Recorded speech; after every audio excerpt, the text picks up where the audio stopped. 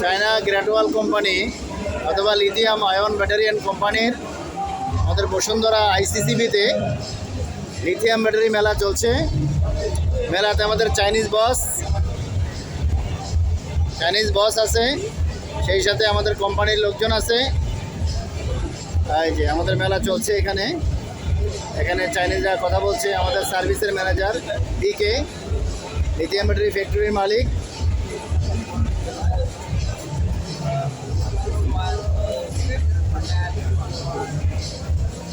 আমাদের কোম্পানির প্রোডাক্টগুলো এরকম, এই যে এরকম।